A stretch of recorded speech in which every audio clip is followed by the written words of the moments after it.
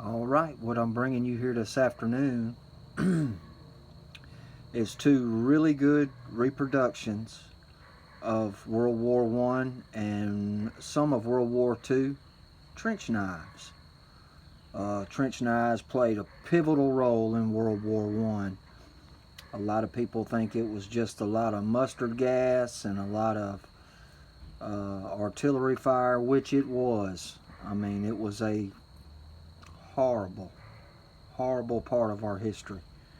But this is just a representation of some of the cutlery that was used during those conflicts. And I just wanted to give you a quick look and show you what we got. The first is the 1917 trench knife. Now, this come from a company, I can't remember the name, but they make really high-end reproduction of military blades. And this is a really good copy. It has on the inside of the guard, it has US 1917, and then right there on the Roscoe 1917 military, which is two markings that are, this marking on the guard is on the original, this is not.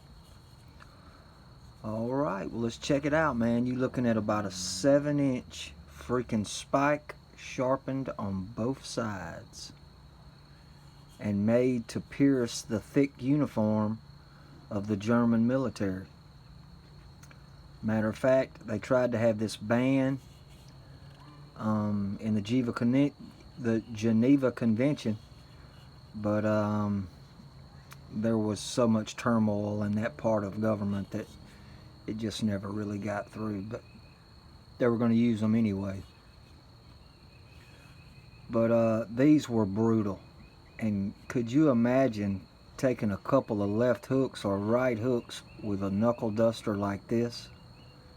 Goodness gracious alive. Not to mention the sharp on both point blade. I mean, that would just be, just to have this huge thumb guard right here. Could you imagine the thrust power of a man whose adrenaline is pumping 10,000 a minute and using it to save his own life? I mean, that would be truly brutal. Very brutal. But it is a part of cutlery history. It's a part of our history, and I can respect that. The 1917 trench knife. And they actually came in a leather sheath.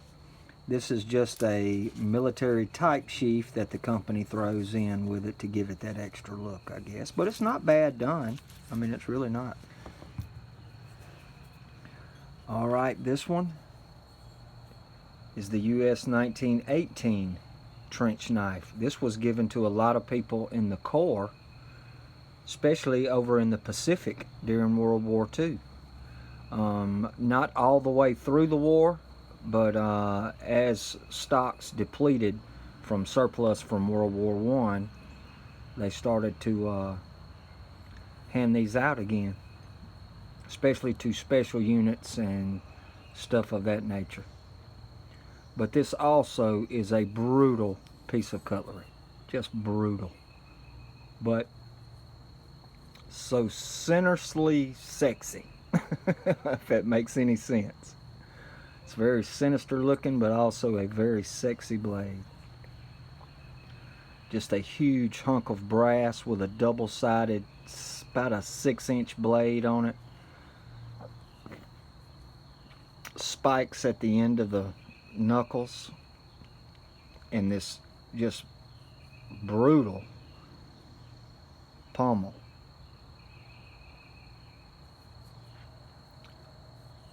These fit very well in the hand.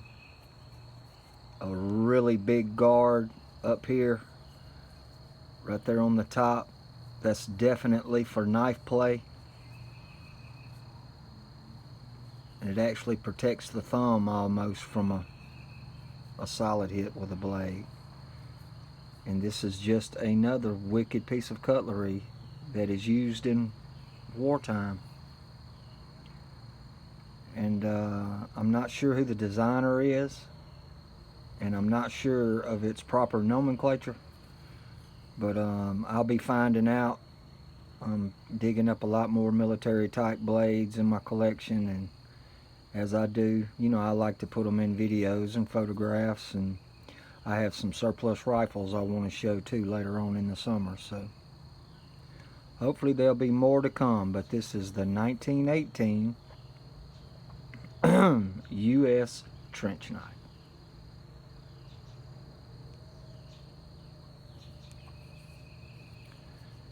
Extremely brutal piece of equipment,